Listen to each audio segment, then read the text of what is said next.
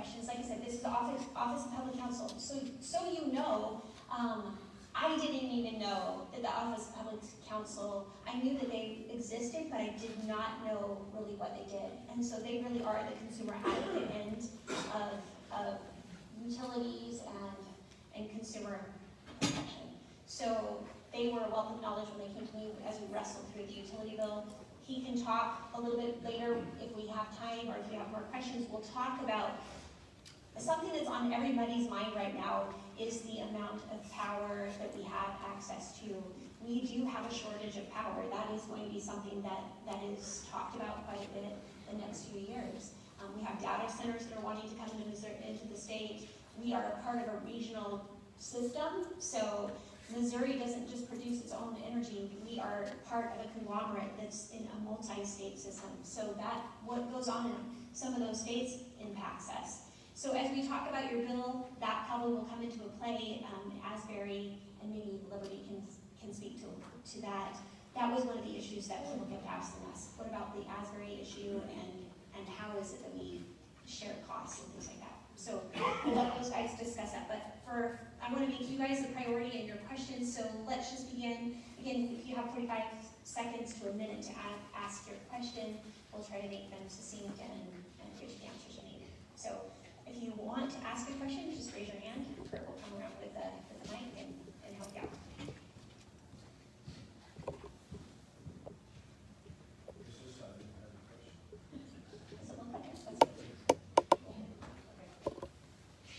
Hello, my name is Cherise Seaton. My husband is Lynn. We've lived here since '99. Back when we started having issues with Liberty billing in June of last year, I spoke with you, Jim. After speaking with Mr. Bax, yes. Who's handling another Liberty issue of mine. Okay. And you told us the same thing. You told me the same thing that you're telling us tonight. And I called all of the local news stations and said, you need to get a hold of the public office of whatever services and speak with Mr. Mark regarding this, because it really is a consumer issue, and there's a lot of information that Liberty is not dedicating their time to tell the public what's going on.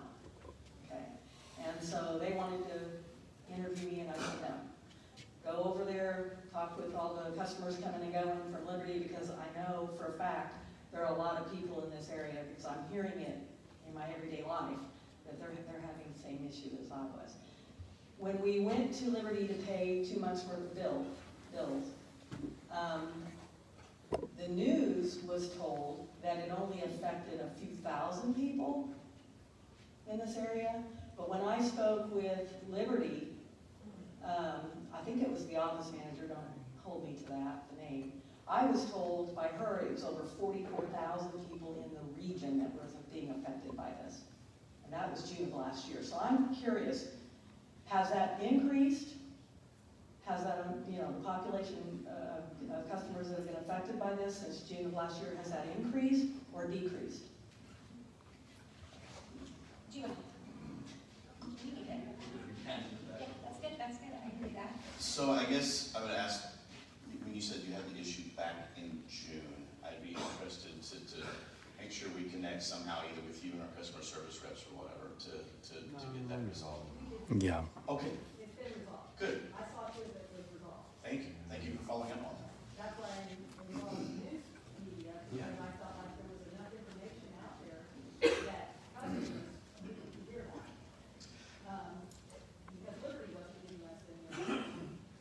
Yeah, and with respect to, I don't know who you spoke to, 44,000 customers is significantly higher than what we experienced. We have about 188,000 customers over 4 states. About 165-ish thousand of those are Missouri. We had about 16,000 was the number I last saw originally have issues. Those numbers are declining. The data I had at the end of 2024, we had about, and this is across all 4 jurisdictions, 8,400 customers that had not received a bill yet. Okay? I was one of them, You were one of them. and now I'm paying for their screw up. Okay, well, let's make sure you talk to our customer service. Okay, okay. And as of last week, and those were at the end of 2024, that number was down to well below 1,000. Now, I will say that that was through 2024. Every now and then we'll have something pop up that we haven't seen yet, and so those numbers will pop back up. We had several thousand that didn't bill last Friday. Monday we fixed it. No one saw any implications of it. The numbers are tracking significantly down, and like I mentioned earlier, we're on a trajectory right now to get back to a normal level by March 31st. Unfortunately, if I'm being quite honest with you, that's several months, almost a year, post go live. Go live was April? Yeah, April 8th of last year. Well, here's my question, when is these rate increases going to stop? I mean, just about the time you guys get one going through, there's another one right behind it, right up behind it. It's getting out of hand, guys. One person at a time, so we've got one guy over here. No worries, we'll get to you, we'll get to you.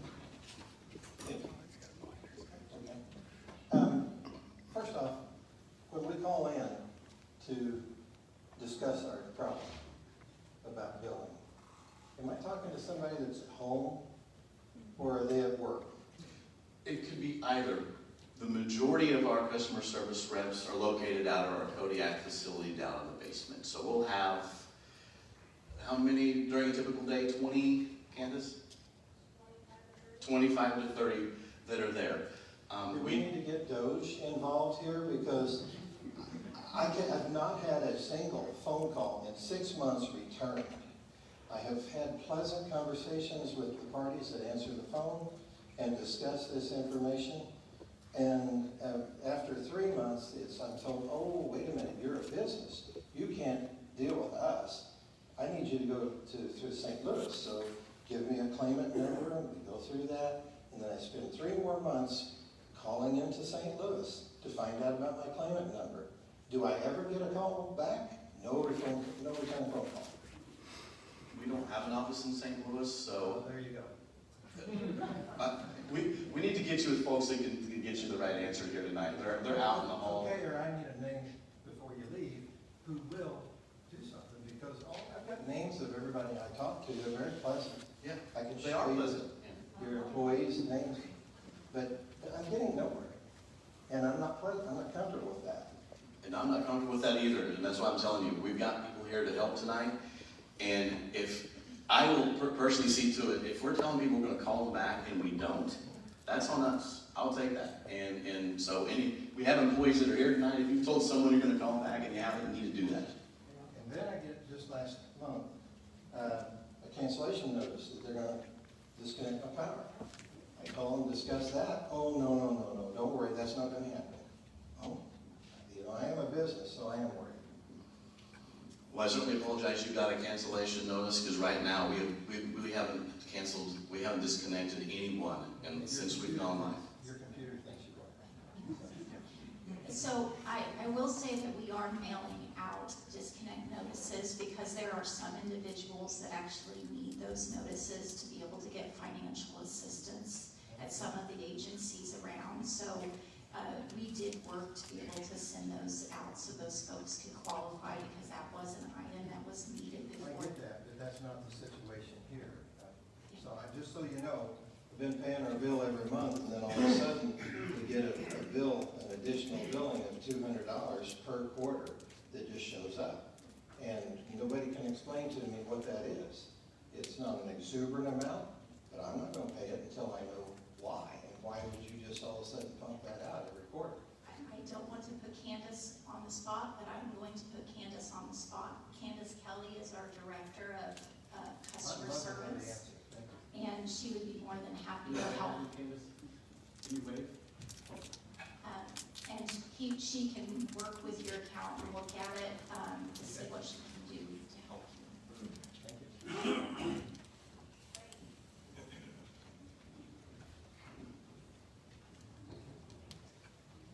So, it's been 2 years now that I've been fighting with Liberty. I had a new roof put on my house, I got solar, we hooked it up to Liberty, and to this day, 2 years, nobody has been able to show me where I'm getting those credits for my solar. And then we get the notice, you know, you might have a late bill come April. That's fine, that communication. But then I didn't get a bill for 6 months. And I was supposed to be getting credit for the solar. That's money out of my pocket, it's money out of my family's pocket. And I can't choose, as a customer, to go to somebody else. There's nobody else serving where I live. They're not, you know, they can't run on the same poles. I get the logistics of it. I've done fiber optics, I know how all that stuff works. I also do computers, websites, and all the things, so I understand rolling out new platforms. But when you say it's going to be late for April, and then no follow-up whatsoever. And then 6 months later, my bill is now $1,919. And just the other day, I got a disconnect notice. And I contacted the consumer people. I contacted every single one of my state reps. And that's why I'm here tonight, because I'm following up with that. If I'm going through it, I know at least one more person is going through it, and maybe they don't have a voice, or they can't make it to a meeting like this. And Liberty should do better. You've got a lot of people that count on you so that they can have the electricity to run their breathing machines, or to keep their food going. And it is not right for you to have this power over all these people in Joplin and then not communicate when things go wrong.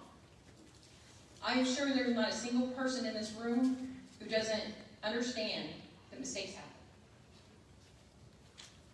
But you have to take accountability for that, and 6 months later is not accountability. It's just not. And 2 years?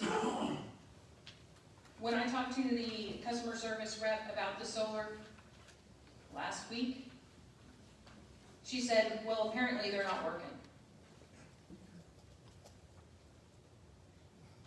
I have that company gives me a printout every month of everything that they produce. Liberty is already only giving me a credit this pennies on the dollar.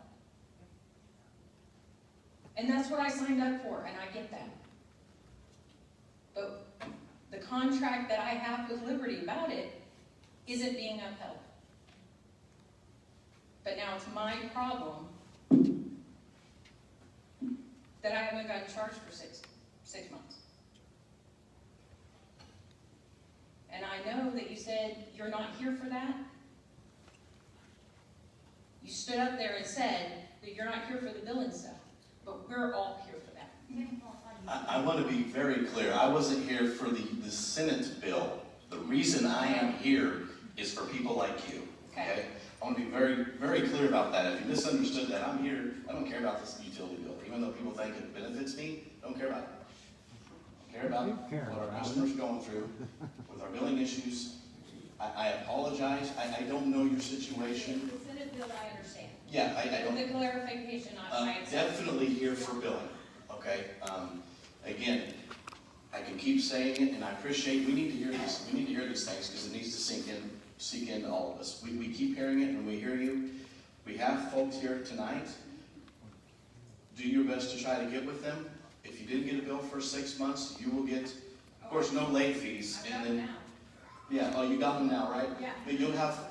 There's payment plans available that will give you up to and maybe even longer than a year to pay this. I was going back and forth with customer service about a billing. As soon as this all hit my account. And when I got the shut-off notice, I called in. And she said, well, we're waiting on you to accept it. I have the emails that said I accepted it, but then all of a sudden it was, well, we can't put it in place until you give us the first payment. And that was never said.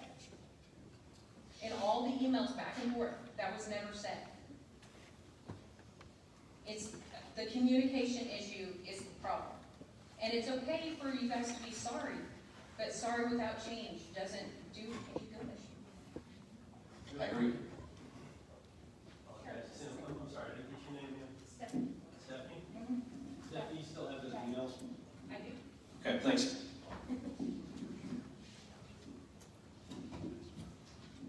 All right, Kurt, can we get another one, friend? Oh, yeah. Or something like that?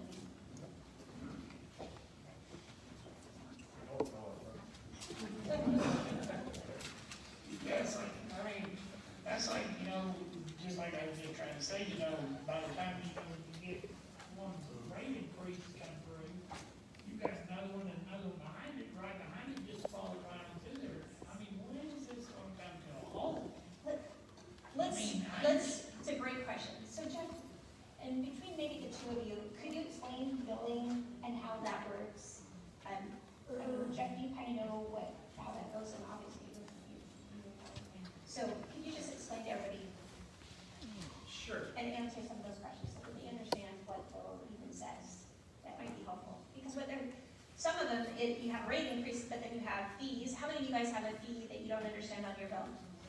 Well, I don't know why I'm paying Right, to be a so customer. let's just pause some of the questions and let's talk about the billing just for a second, so we at least understand what your bills, what it means, and what those, what the costs are, the line items are that you're being charged for, okay? So Jeff, you wanna start and then we'll. Yeah. Thanks. So I'm gonna do a little primer on your electric bill. So the question was, is when will it stop? I can't answer that. But, I think it's just 100. right, right. This man is with the state.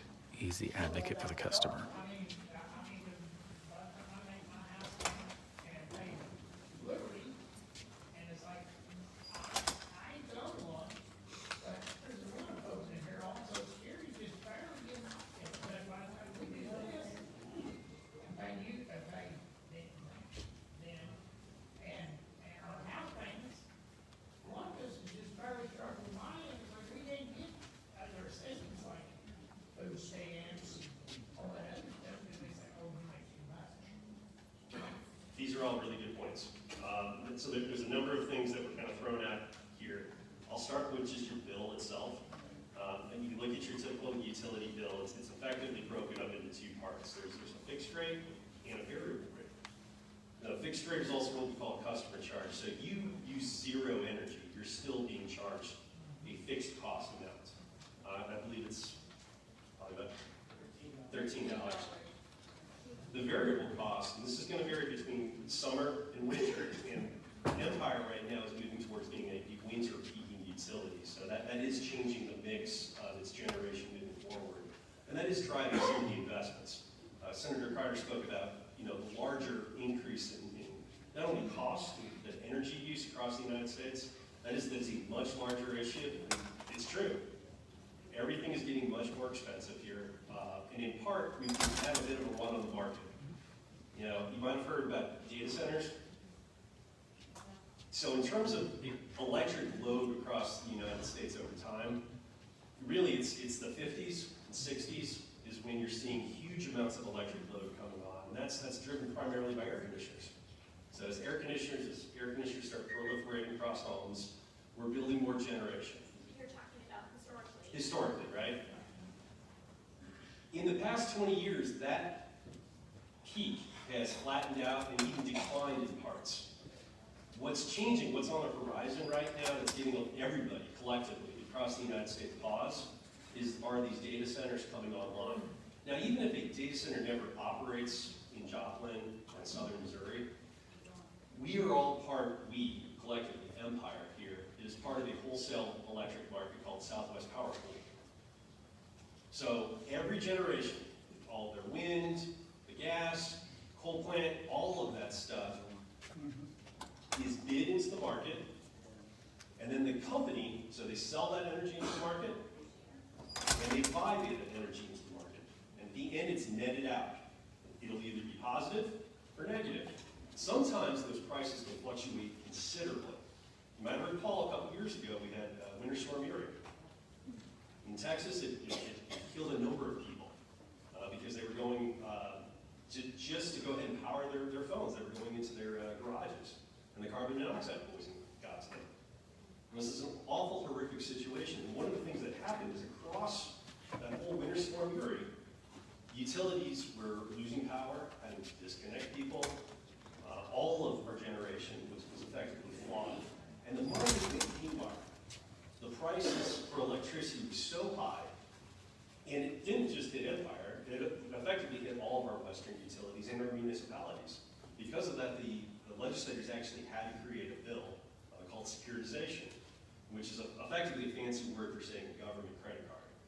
And that is one of the surcharges that's on your bill today. So from that event, from Storm Uri and the retirement of the Asbury coal plant, that is one of the surcharges. Now there's other surcharges, including taxes at the municipal, local level, county level, state level. Now that's a pass-through, that doesn't impact their bottom line or anybody else's. There's an energy efficiency charge, and a fuel adjustment clause, and that's probably the big one, is the fuel adjustment clause. So again, it's bidding that energy into the market, and the real risk, the thing that keeps me up at night at the end of the day, beyond rolling blackouts, it's that exposure to the market. And if those prices get too high, maybe we can stomach one securitization charge. We do two, we do three. Understand, those are charges you're going to be paying off for the next 30 years for a one-time event.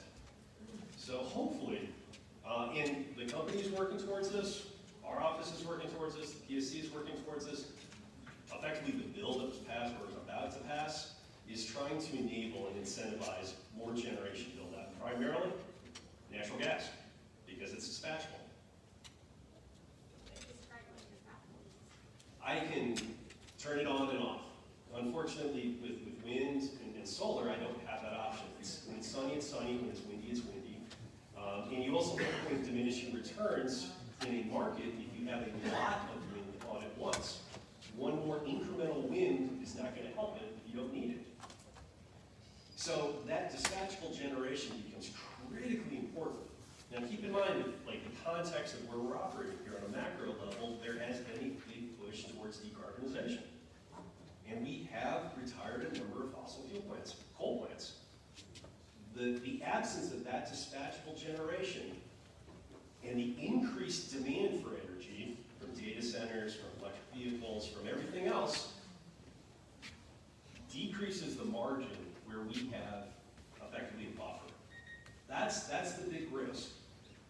But it's not just Missouri, it's not just Joplin, it's Ameren, it's Evergy, it's Kansas, it's Illinois, it's Georgia. Everybody is collectively worried about this. Economics 101, supply and demand, okay? So if you're an engineer working and creating natural gas plants, this is a great time to be in that business. Unfortunately, there's only so many engineering plants. There's only so many parts. So the price on these units is just increasing exponentially. So these are interesting times we're living right now. And again, this is why it's so important that your voice is heard. That if you have issues, if you've got concerns, to articulate them today. So I know I didn't answer specifically the question about when will this stop. Quite honestly, exactly. All right, like there's. But it's like it needs to slow down. I agree. Yeah, I'll leave it at that. And I want to preface everything by saying we do have an open rate case right now, so this puts me in a precarious position about talking about a live case in front of you. So I can speak in generalities. I can speak about past tense cases and positions that we've taken, but it's generally frowned upon for me to get here and talk about the present tense, meaning live case. And I hope you all can all appreciate that. I'd be more than happy to speak offline if you'd like. Same here on that last point. I want to be clear, the securitization, I thought you sounded like you said 30 years. It's 13. It's different for different utilities. Okay. And I apologize. No, that's okay. I want to make sure.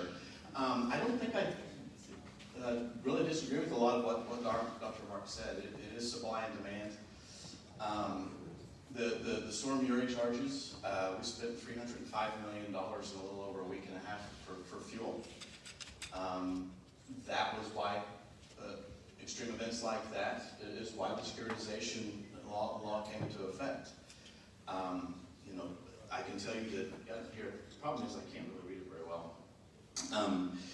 Yeah, it was $305 million, and using the securitization versus traditional recovery methods did save what we considered about $32 million by using that. So I just want to make that point clear as well. Let me just real quick, Tim. I do want to give you guys a shout out. Empire, Liberty actually went further. So they went to DC and attempted to go ahead and claw back some of the fees that were associated with that Storm Uri violation. Unfortunately, Bert, you were upset about that one. You know where it was. Yeah, I know. But, you know, credit where credit's due. You did fight for that. Okay, so does that help you a little bit understand your utility bill and some of those fees and where some of that's coming into play? If you still have a question, feel free to ask it. Okay, just 1 second, we'll get to you. Go ahead. Hey guys, I was just called about 3 weeks ago thinking I was not getting bills for 3 months because I showed that I got October, November's where I paid them. But they're telling me it's 6 months. Were these bills that didn't go out consecutive, or was they just get one this month and not the next? It honestly depends on the customer. To give you back, and I don't know your name, I don't know your customer account. We've got folks here to help you, but I can tell you how that's possible. Early on, when we had a bunch of what they call billing exceptions, which means that they weren't sent out for various reasons, our customer service, or our billing folks, were working to try to get those through so customers could get their bills. They were working them by hand. What resulted in that was we got them out the door by fixing them by hand, but the root cause that caused it to accept from the beginning wasn't fixed. And that's what we worked on towards the end of last year, was getting to the root cause so that we don't have to get to the point where we're doing it by hand. But that it could have happened where you got a bill and then you didn't get a bill. Good. Yep.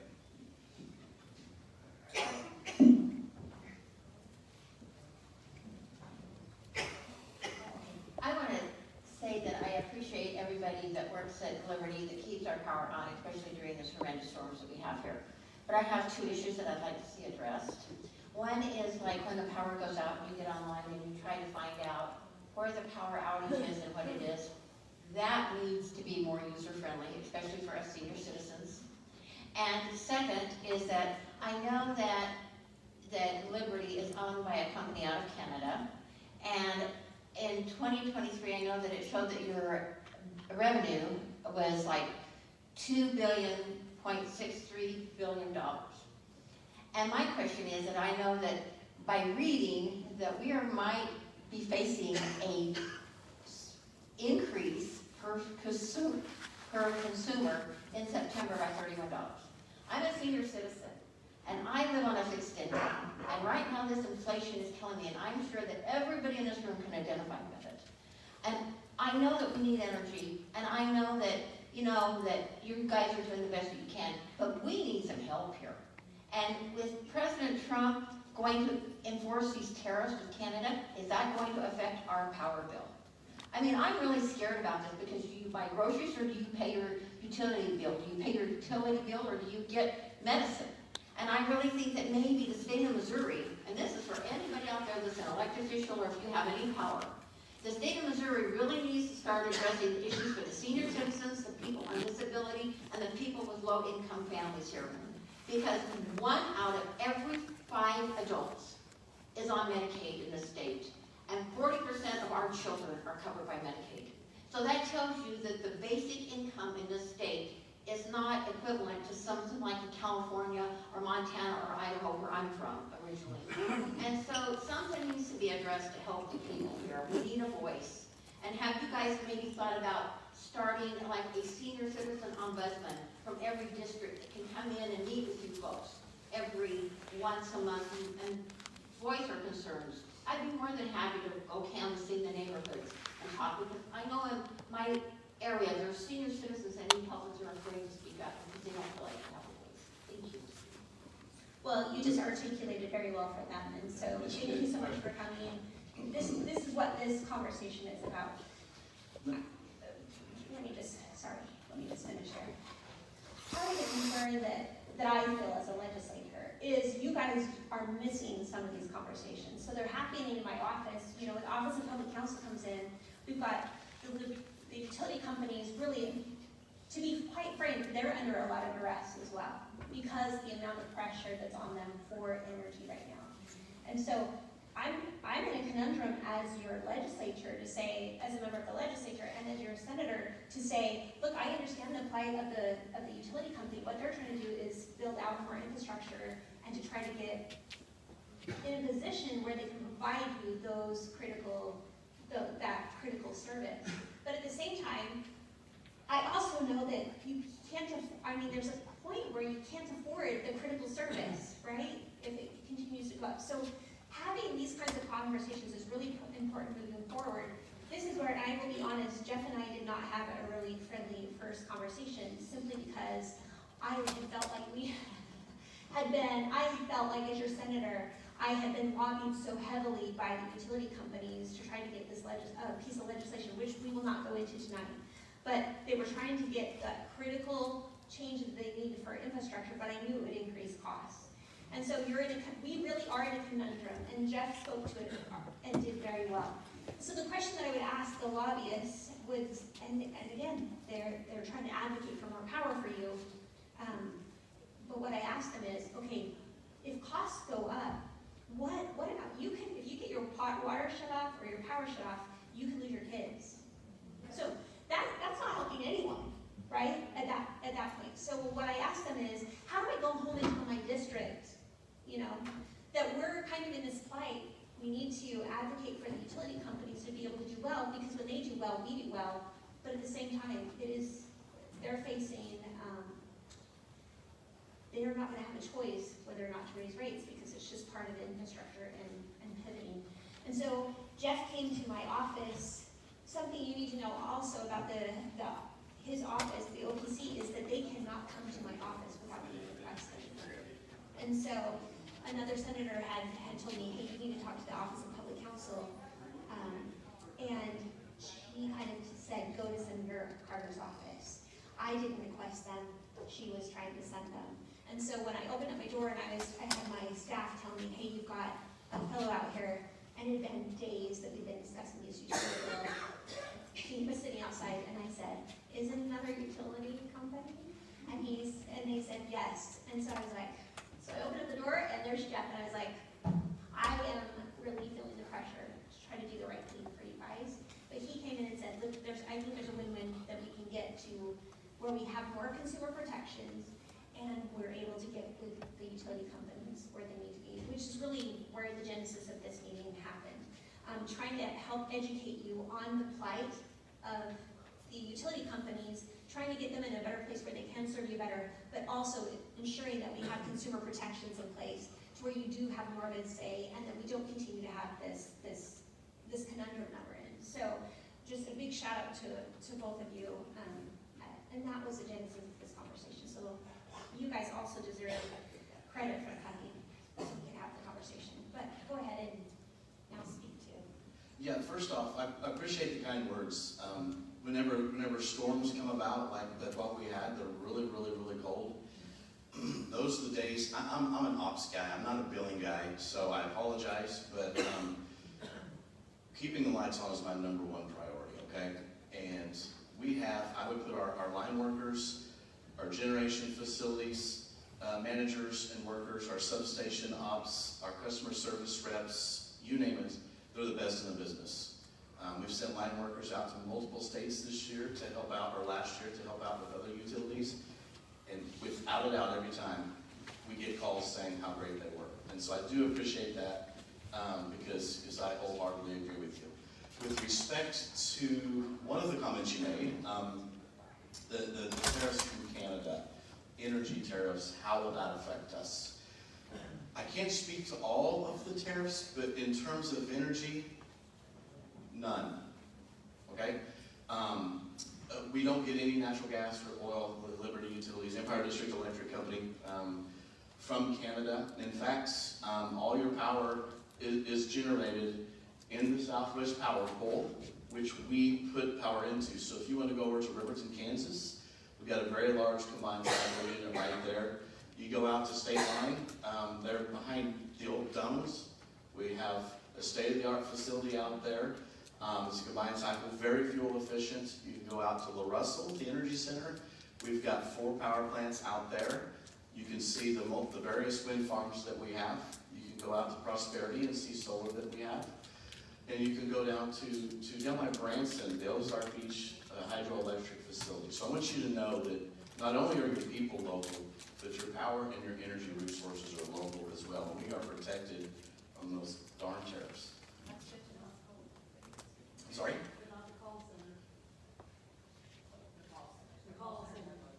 Oh yeah, the call centers are local. Yeah, and the call centers here in Joplin. It is in Joplin. So, and we have one in Branson, and we have one in Ozark as well. Now, every now and then, we do have a call center in New Hampshire that does not serve our customers, but when we have high call volumes, we do have the ability to make use of other resources to help out.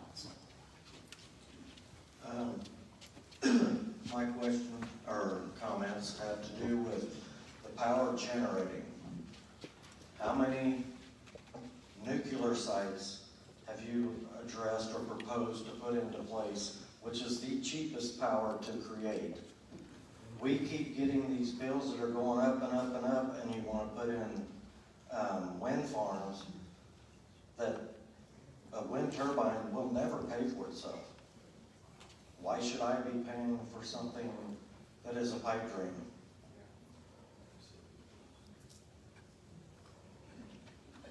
Not sure the question there. I'll answer the first one. If you're worried about utility rates, nuclear, I agree with you. On an operating basis, is the cheapest fuel-wise dollar per megawatt hour to generate, but they are simply too cost prohibitive at this state for us to build and operate and own ourselves. Whenever small modular nuclear comes about, I think that might be something as that technology evolves. I would love nothing more than be a part of that, but to be a part of a big Wolf Creek that are 10s and 20s and 30s of billions of dollars, that's just cost prohibitive for us. I will say, as the power generating facilities that I mentioned earlier, it's important, and I know people think because we were Canadian owned and we put in wind that we love wind and we hate coal. That is not the case for this guy. We need a balanced mix of energy resources. I can tell you during Storm Uri, Asbury wouldn't have ran. It would not have ran. We had other coal plants. We still own coal plants. We're a 12% owner in Iatan 1 and Iatan 2 up north of Kansas City. And we are a 7.51% owner of Plum Point and a 7.51% PPA of Plum Point. So we have a balanced mix of energy resources. If we had all wind, it wouldn't work. If we had all coal, it wouldn't work. Hey, Bob. I agree with you. I'd love to have nuclear. For us, it's cost prohibitive. Some of the larger utilities in the country, it counts out for them a little bit. Something else to kind of keep in mind, and Jeff can back me up on this, is that there was an initiative petition that went around that passed and was put into our state constitution that requires us to have 15% of our energy in the state to be green energy. I appreciate it, thank you. And so, to what point did that impact some of this is, we can talk about that, but that was an initiative that happened passed. All right, next. Okay, you just said a few minutes ago that keeping lights on for us is your #1 priority, which is wonderful. But my question is kind of maybe a bigger angle or a bigger picture than what we've been talking about this evening. My concern is in Washington, D.C. recently we've had notices that cybersecurity groups have been fired, counterintelligence groups have been fired. So I'd like to know, does Liberty have any protections in place to ward off cyber attacks on our infrastructure. And this is like especially critical in the winter when if there would be some kind of cyber attack and the power would go out for countless citizens. So do you have IT firewalls in place? Or what protections do you have against any kind of IT attacks? That's actually a wonderful question and one that I wasn't prepared for, but I am prepared for because I have an answer for you. It comes in twofold. One of the biggest expenses that we've had over the last 2 years has been cybersecurity as a whole. In fact, our IT team has fun with trying to trick people like me. They will send me what they call fish and try to get me to click on something. And they're getting really good at it. Like one of them was your expense report was denied. Click here to get your expense report. And I was this close. So not only have we spent money on infrastructure from an IT and firewall perspective, we're trying to trick dummies like me to make sure that we all learn. And I clicked the button that said, congratulations, you successfully caught a fish. From a physical perspective, one of the items in this most recent rate case we have is we've upgraded and or completely rebuilt 23 substations since the last rate increase, and we have added cyber and physical security to a multitude of our substations. And so, thank you for the question. All right, there was a lady in the white sweater. Do you still have a question? Not right now, but maybe when we get around to something again. Okay. I keep having all kinds of questions, but I can never ask them. All right, Horace, throw your hand up there. Are you wanting to ask a No. question or not? Yes. Okay. So I got, on the, so like on your codes and stuff, you guys we keep paying for like future upgrades and all of that. So, but on your codes, they all date back to 91, from 80 to 91. And for like, for new projects to install meters and stuff, they're still following codes that are going back to 1990, which cost new construction more money for like multi-tenant and stuff like that. So why we say we're getting all these upgrades, how can you do the upgrade without the codes being updated? I'm not following the question, I apologize. I'll be clear that we cannot ask for anything in rates for future items. They have to be used and useful and already paid for. Well, I could be wrong here, but you're talking about perhaps building like codes extension. On your building codes and stuff, what they have is you have certain codes set in place that local inspectors and everybody has to follow, so it's put in place by the Public Service Commission and you guys that have to be followed. And most of those codes date back to the 90s, like for multi-tenant, when they'll have to go in and have to put a meter in for every apartment or every house, even if it's just one bill. And that technology dates back to the 80s and 90s, but we're still paying for modern technology, and and most of the people don't even know that we're getting, there's peak hours and off-peak hours, and we pay peak demand and non-peak, and understanding that on their bills, and a lot of people weren't even ready for that when you guys put in the new meters, and nobody told them that was happening. I wish by trade I'm an accountant, so I'm probably not the right person to answer your question. And I'm not for sure that either of these gentlemen would be able to. Oh, Jim? Yeah. Okay. Very sorry. So I'm going to try to attempt to answer. Missouri's a home rule state, so in terms of building codes and standards, we really don't have them. It's at the local level. Now, the individual electric codes, which I think is what you're talking about. Where I'm going to challenge that, and not challenge you, I'm going to challenge Liberty. Because they were just told, somebody was just told that they had to follow this rule when they called Liberty, because they have to follow this code, and I think we discussed it. because they have to follow that code because it's in the code book. Okay, I think the best way to answer this is probably offline. I am very interested in it, because like clearly multi-tenants like that's an important group. I wanted to get in real quick, because I see some people kind of moving in and out, and I realize it's Friday night. I do have a stack of papers here in terms of how to file comments with the PSC, have your voice heard, also give you a sense of the rate increase that's coming up too.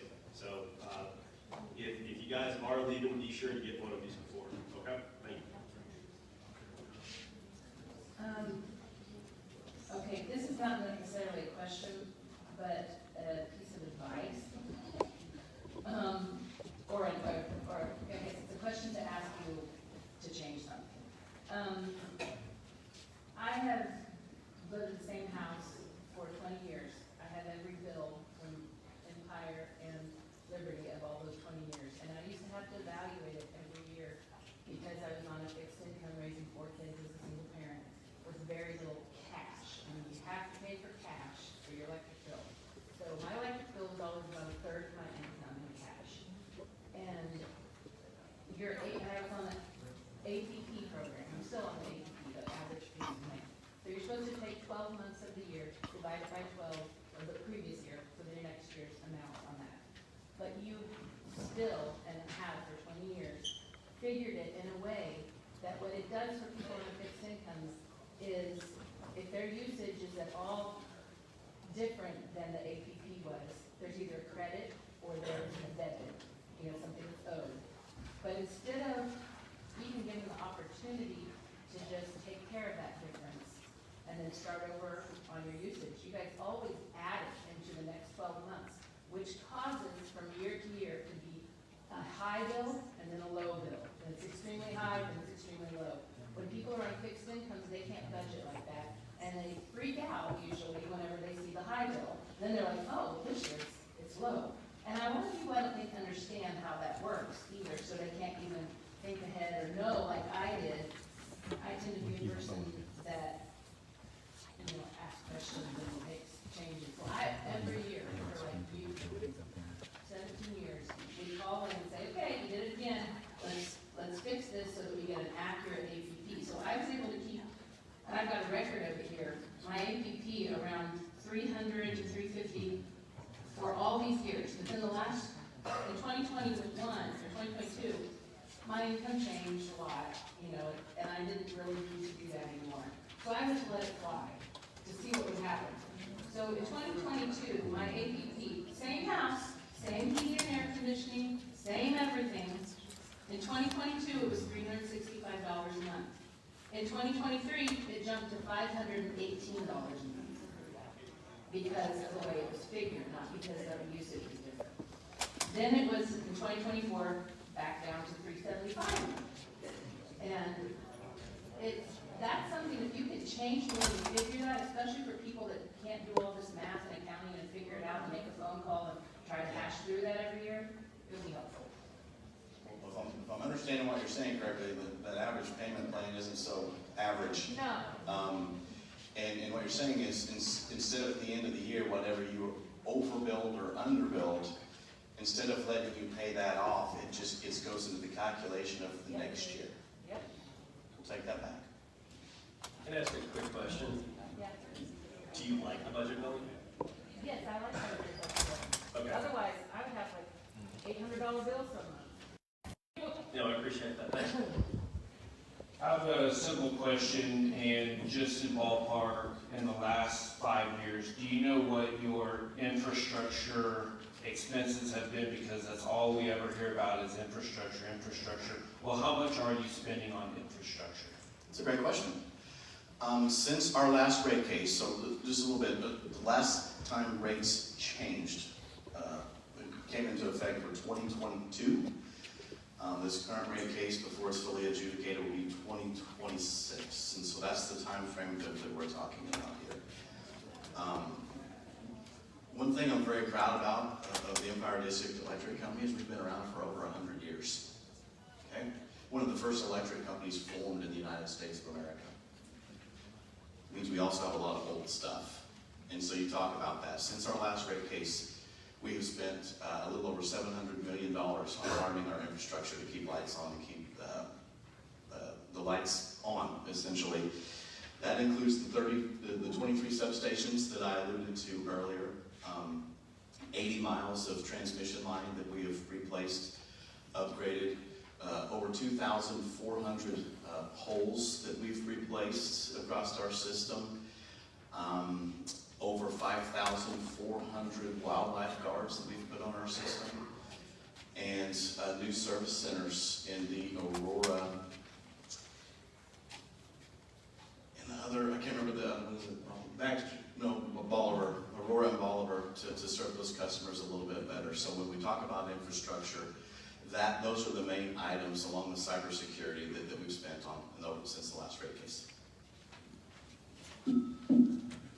I live in Kansas, but I live in Southeast Corner, so the last meeting they had was in Wichita, and you really can't drive to Wichita for a meeting for 30 minutes or more. But I had a problem, and I got on the payment plan, I thought, and it ended up being the flex plan or whatever, and when you think you're paying your bill, and you call in and it says you owe zero balance, but if you use more and you don't realize that, on the very bottom in little letters, how much you owe, it adds up.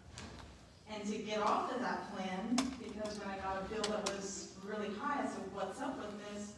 And they said, well, you're on a prepaid plan. I said, I didn't realize I was on a prepaid plan. I thought I was on a payment plan to catch up. And to get off that was $1,200. I'm a single person. I can't afford $1,200. I've got it taken care of now, but I have a question. What is the ad valorem charge on our bills? That is our property taxes that we have to pay. And so the state of Kansas allows us to make a filing every year for all the property taxes that we pay. And then they review those, and then the commission takes a review of that as well. And if we've been able to fully support all the property taxes that we have been charged, then we can revise that rate on the customer bill. So we pay our property taxes plus Liberty's property taxes? Yeah.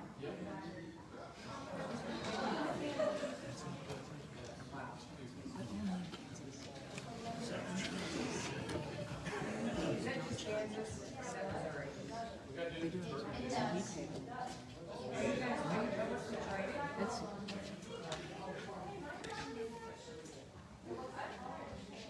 The property taxes are included in rates in Missouri. Property taxes are actually included in rates that we pay in charge in all of our jurisdictions.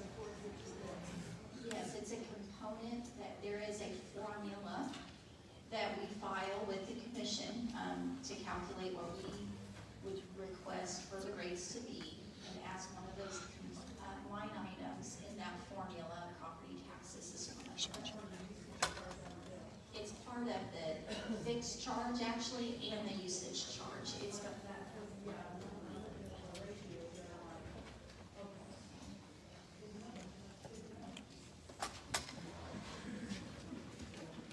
I have a question, and why, as big a company as this is, and you guys are really going on about it, how and why does your company skipped a month bill? Last August, I got 2 bills. They said, oh, well, we skipped it somewhere. Why? And then last month, I got a bill on a Wednesday, paid it on a Thursday. Monday, I got another bill. And I went in there, and I was in with Liberty for over an hour. Nobody had a clue. That the gal that took care of me was writing on the bill. She'd make a copy and come back. I was standing there watching her. And she was writing the same thing, throwing it away, coming back like she knew, oh, I got it this time. And I was standing there watching her. She's writing the same thing. She went to talk to other people. Nobody could figure it out. I got so aggravated, I went to walk out. Well, she's going to send a power guy come look at our meter. I I said, it's not a meter, it's not the power, it's why do I get 2 bills in less than a week? Well, he came out, and I told him there wasn't no reason to look at it. It wasn't that. It was, why do I have 2 bills in less than a week? And so he had somebody that had nothing to do with the billing call me to explain it, and I accepted her, and she was very nice. But it's like, why? A company this big, I am 76 years old, I have done business all my life, I have been in business. Not once have I had any company tell me, oh, we skipped a bill, now you owe 2 months' bill. I mean, to me, that is so unacceptable and so bad for this company to do that to people. And I'm like, several others live on Social Security, and you expect me to pay $1,000 bill in 1 month because of your mistake? Because they said, well, sometimes you get kicked out and we don't see it. I don't even understand that. How can a bill get kicked out and, oh, well, it's floating out there in the air, we'll catch it, you know, they don't know it, and then all of a sudden, oh, here's a bill that they didn't pay. And then all of a sudden they send it to you. To me, this company is so big, supposedly, and so professional. I mean, I am like very embarrassed. I mean, if I could move and get enough electricity, I would, because to me that's unacceptable. And when I stand in line, both times I was in there, the people in line was there to complain too. And that the problems that we're having is like, I mean, how can a company take out a bill for a month and then catch it 2 or 3 months later? And that's not a month, because it was like, I mean, it's crazy. How, you know, that's unacceptable. Were you, I'm sorry, I didn't see when you, did you come in for the beginning of this? Or were you been here the whole time? Have you been here the whole time? Yes, I Okay, okay. Because we went to a new system. That's very good if you have been here the whole time, because I have been here the whole time, and she's right.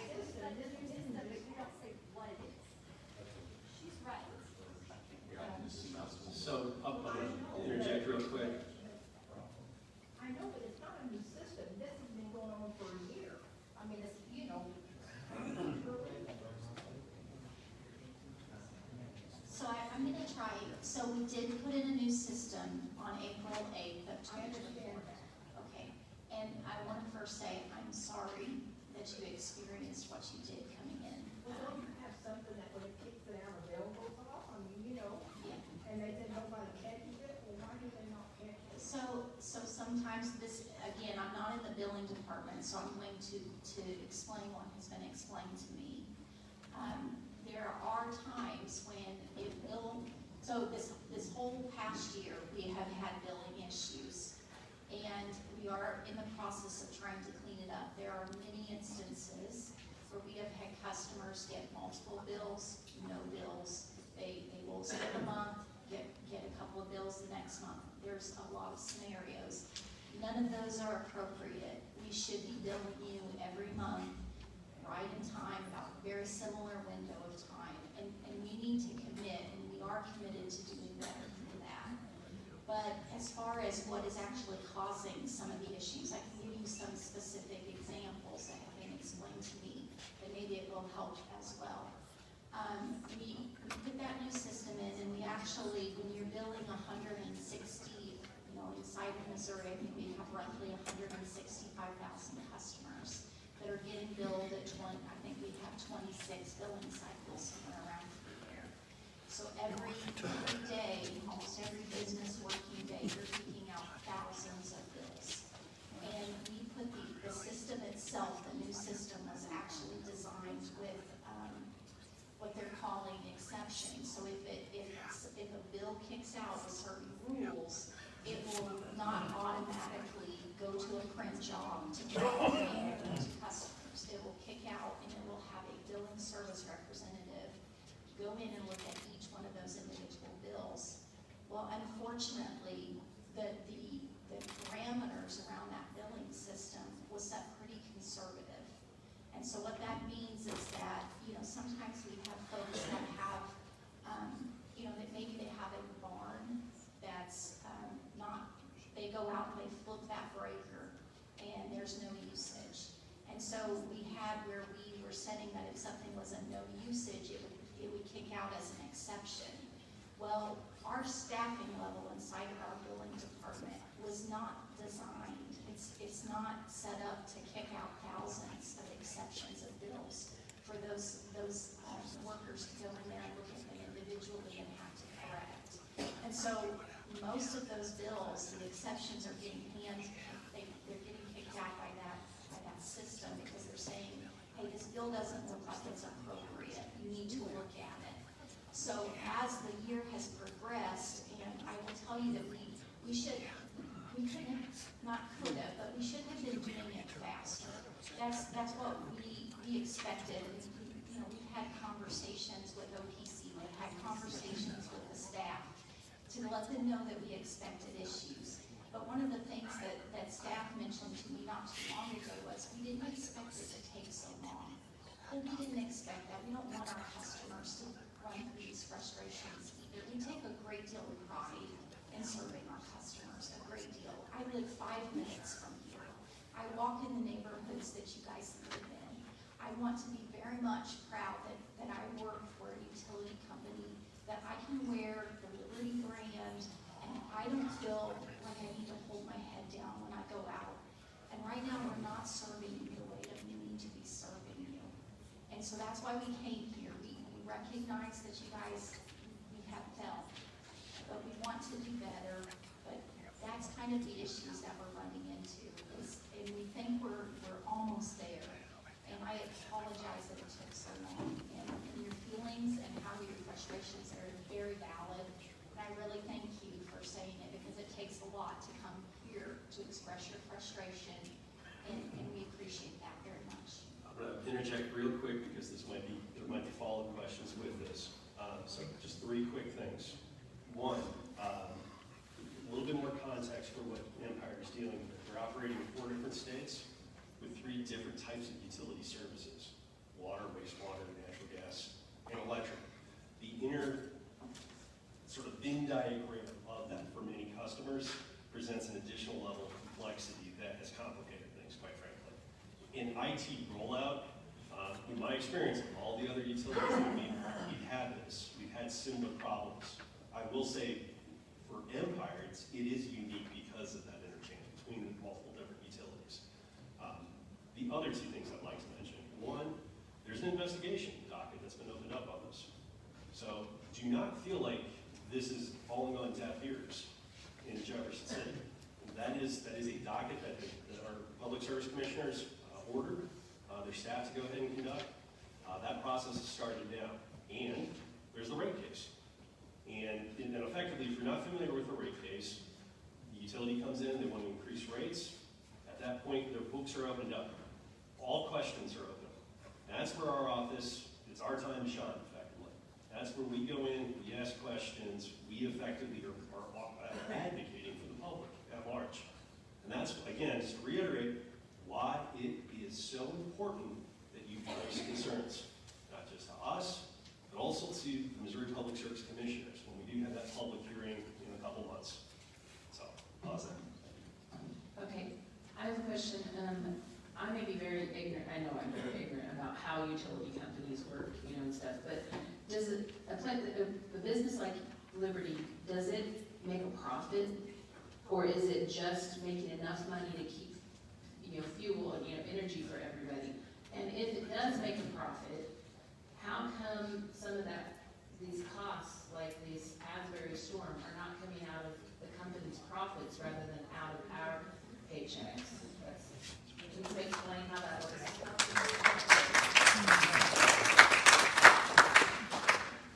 That's not an ignorant question. So I will do my best to try to explain it, and Dr. Mark can fill in the gaps here. So to be honest with you, about 10 years ago, I had no idea how utility rate making works. That was something I had no idea. So I've had to learn.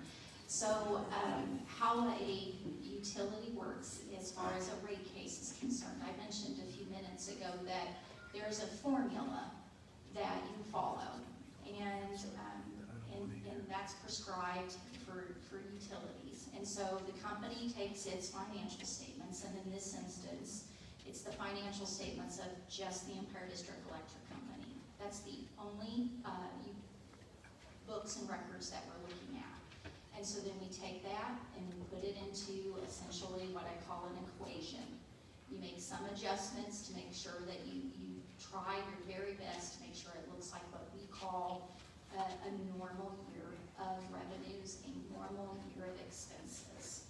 And so, for instance, I don't think this will get me in trouble, but for instance, the case that we just filed, it shows that we spend, it would take about $668 million a year to operate the utility in the state of Missouri on the electric side. Of that, there is $477 million roughly of just expenses. So the difference between those two is the quote-unquote profit that we have requested the commission allow the utility a reasonable chance to earn. But that doesn't necessarily, okay, so when we file that, it'll go into the commission. The commission, along with all the stakeholders, and by stakeholders, what I mean is that you have the Missouri Public Service Commission staff. They will issue hundreds of data requests, and they already have. They've issued over 400 to evaluate the books and records of the utility. The Office of Public Counsel does the same thing, and I believe we have maybe 4 other set of interveners that come in and they can ask us questions, and we have to support it. But ultimately, at the end of the day, the utility does not determine the rates we charge our customers. That is determined by the commission. And that commission is the same commission that opened up the investigation on us.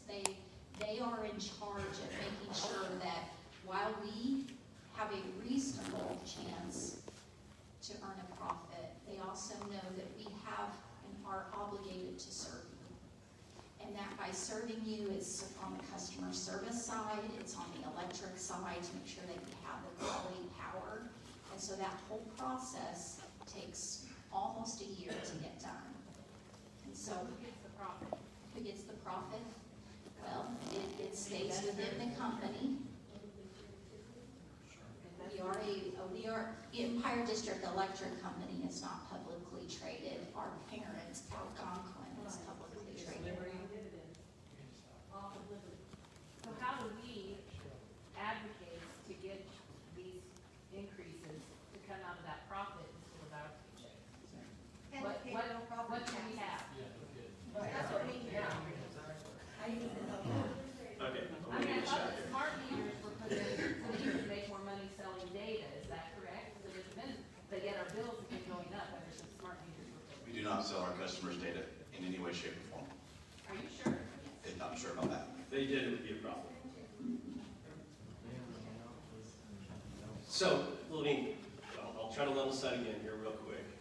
It's a regulatory compact. That's the sort of term of art that we say. These are natural monopolies. All right? We all know what monopolies. We play the board game here. You remember there's an electric one, there's a waterworks one. All right? There's your electric one. They have effectively carte blanche in being able to go ahead and provide service to captive customers. All right? They have to provide it. They have to provide safe and reliable service. And what the commission says is at just and reasonable rates. In exchange for that, right, because there is no competition, how many business owners do we have out here? All right? You guys have to, every day, deal with market discipline. If you're not getting out those bills in a timely fashion, if you're not doing what you need to do for your customers, you run the risk of losing your customers. Not so for a regulated utility. Again, and if you think about it, it makes sense. If we had 4 or 5 electric utilities and 4 or 5 water utilities, the infrastructure around it would be insane, and it would be cost prohibitive. So because of that, we have the natural monopolies that we do. Now there are some states that do deregulation, but that's different, and that's really, I probably shouldn't even say that. That is a different context of what we're talking about. But even in that, you still have natural monopolies in deregulated states. It's the poles, it's the wires, it's the meters.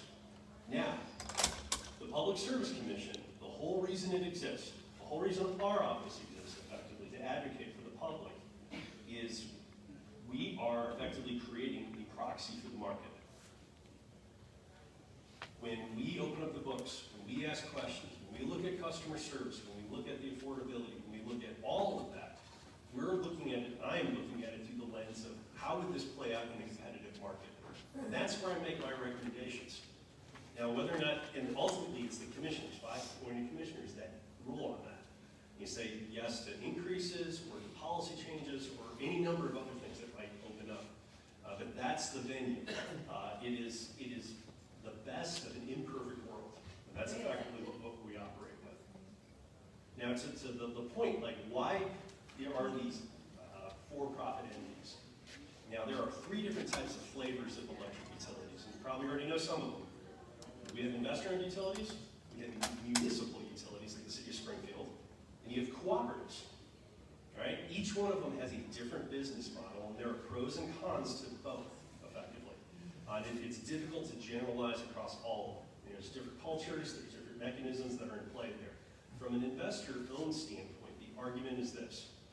The argument is effectively that private business can do this better.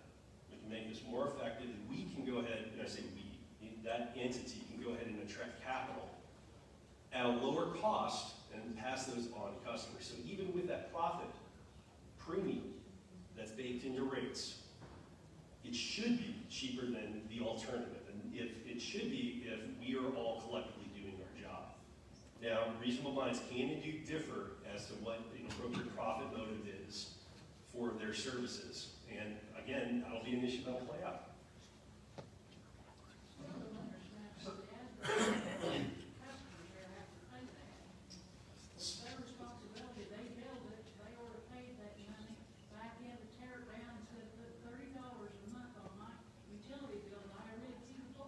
It's a great question. So if people didn't hear that, it is, why are we still paying for the Asbury coal plant to be shut down?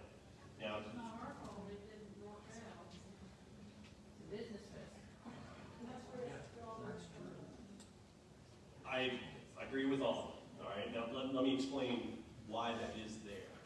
Effectively, there was a law that was created to enable that. And in part, the General Assembly in Jefferson City. Now, that law, how do I put this in context? Let's step back for a second. In Missouri, we have historically operated under a couple principles. And one of those is the used and useful principle. We say the utility can't make any money, they can't get their money back until a generation, whatever they're investing in, is used and useful. So the Asbury case was one where our office fought that. We did not want to shut down the plant. Unfortunately, from my perspective, it didn't work out that way. The plant got shut down. But if there is a silver lining to it, the bill that was passed, the securitization bill, enabled a lower cost than it otherwise would be. Now, the utility is not making a profit off of Asbury anymore. That's important to note. All right? But they are recovering their costs because it was effectively deemed by pay grades higher than me that it was prudent at the time it was made, and that the decision to shut it down was prudent at that time. I realize today we could look back at it and say, wow, we really needed this generation, but that's not how this works. It is the problem with that is what we call hindsight analysis here. And you've got to understand from the perspective of the investment community. If I can go ahead and put my money into anything, Apple, Google, Empire, whatever, I am weighing the risk and rewards off of that investment. So if we can come back and just pull things out and say, nope, we screwed up 10 years ago, that will basically scare investors. Now, immediately that might be good for us. We could sit there and say, hey, we don't have to pay for Asbury. Problem is when we go out there and we say, hey, we need money, remember, $600+ million, we need money to go ahead and build that nuclear power plant, we will be paying a much higher premium than we otherwise would because the investment community will say, that's too risky. So finding the right balance in that is key. And again, reasonable minds can differ on that balance. We do differ, quite frankly, right? It's amazing. well Dr. Mark and I get along with the amount of disagreements we've had over the years. We have. Because we both can understand each other's position. For example, the reason we would, I didn't want to just wake up one morning and say, I think we should retire Asbury. We did a full net present value of revenue requirement analysis over a 20-year period. It was old, and it was inefficient, and it was costing us more to keep it running than it would be to shut it down. In fact, the analysis that we showed did, and we can differ on what it was, it showed that it saved our customers $93 million over the course of 20 years because it was costing so much to operate. That's why we made the decision to shut it down. We did what we thought was best for our customers. In other words, put it a different way, had we kept operating Asbury, our customers over 20 years would have paid $93 million more than had we shut it down. Again, equal minds can differ, and that analysis is based off of a projected future that did not materialize. Things happen. Again, we disagreed with it at that point, but it really is at this point a past tense issue. Be more than happy to speak with that or provide more context if you'd like. Actually, that was really helpful context on the other stuff about the monopolies. It's really good to get that out. I have a quick question, if you don't mind. Okay. On the personal property tax, are you publicly traded? Liberty? Are you publicly traded utility? Algonquin Power and Utilities Okay, Corp. how can you go about is- charging personal property taxes if you're It's, publicly traded? it's real estate taxes, not personal property. I work for General Mills. That's the same thing. I work in finance at General Mills. That's correct. I mean, that's not the way that works. It's personal property tax. It's not real estate tax.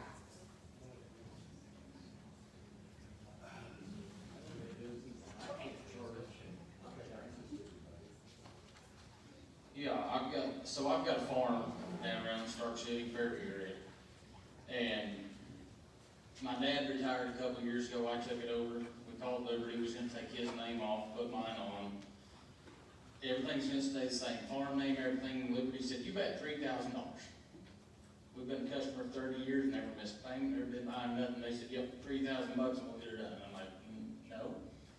So I have been paying the bill for the last year and a half. Y'all don't have any trouble cashing my check, but still don't want to change my name over. Oh, just take my dad off since he retired. And my other question is, your customer charge, since I am a company, is it higher for a company than an individual? Because I think mine's $23.97, but then I have a usage charge of 700 kilowatt hour flat. And then I have a usage charge of what I actually use. So basically, I have to pay $110 just to be your customer. No, no. Well, if I pay 700 flat, and then I use, like this last month, I used 768. My 700 flat was 97.24, and my 768 was 97.04. So I paid the 700 flat, which is almost $100. I paid my $20, $30 customer charge. So I'm paying $130 just to be your customer. And then this bill, for some reason, and I've got 2 or 3 others back here, that I have 2 of the Asbury bills on there and 2 fuel surcharges on this bill. The next bill is just 1. Some of the past have got, sometimes I get double billed, sometimes I don't. Is that a billing issue, or is that sometimes you just decide to bill twice because it just, what happened? I mean, but I mean, the $700, I had a flat $794, and then my usage, I get charged for that too. I mean, on every bill, I've got it all last year's here too that I can show you. Yes, and so all customers, if they connect to our system, there is a customer charge, and it will vary based on the class that customer takes service under. And so then we have what we call tiered rates. So my suspicions are for yours is that the first 700 kilowatt hours that are used are going to be charged at a certain rate. And then anything over 700 will get charged a separate rate, a different rate. And so that's called, it's a blockage and a tiered rate. And So as far as your question related to whether or not you should have two Asbury or the securitizations, generally I would say that's no. I would highly encourage you to take your bill. It was like. Well, and I've got a question. I mean, the $3,000. Since I didn't pay it, I mean, it's still in my dad's name. Because what guy in the right mind would pay you $3,000 just because you said that's what you want? When you'll take my check even if I don't do it. But then when I call in with a problem on my bill, you won't talk to me because I'm not on the account. But I'm the one paying. You don't have any trouble cashing my check. That's my question.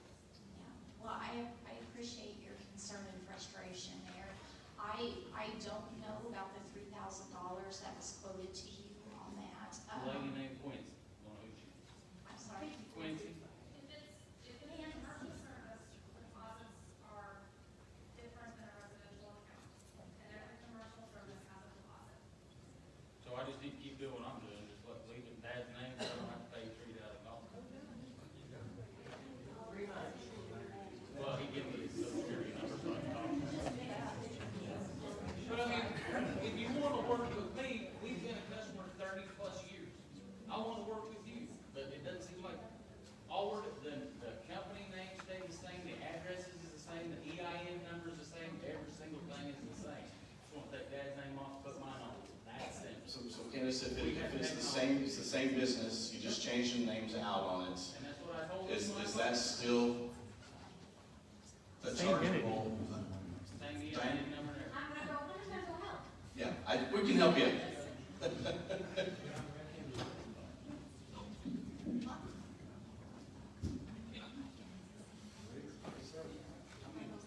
I'm Randall Barber, and I've been around the block a few times now. I'm an advocate kind of for the area. Started this kind of for myself until suddenly got hacked. And it turned into something more. And so I started going around and speaking with everyone from Seneca, Neosho to Joplin. And I've been with PSC all the way up to, I spoke with you, talked to Liberty repeatedly, all the way to the Attorney General. And we got stuff going on there. And I'm for the seniors, I'm for everyone. These customers, and not for you. You're harming the citizens of the state. And to reference to the Asbury coal plant, you called Storm Asbury. I've been with another company for 30 years and have that option around me. I recently became your customer in September of 23, I believe. I've never had such a high electric bill. I've never had such inconsistent outages every month. 5 to 6 times a month. It's the short 1 to 7 seconds, less than 1 minute. I've had all kinds of excuses made for it. It's the most problematic problem with you besides other things that's being addressed. I've lost my freezer meat. I've now lost that freezer from another outage. It was an average of 4 to 6 times a month. And it's been once lately. But I can see it happening again. But I've lived with it for a year and a half at least, however long. I've got people that contact me now that I've worked with them and had Attorney General a blank form sent in and worked with them. I filed with your Diane Carter, your attorney, that they've had that problem for 8 years before you, whatever the time frame is exactly, before you became Liberty from Empire.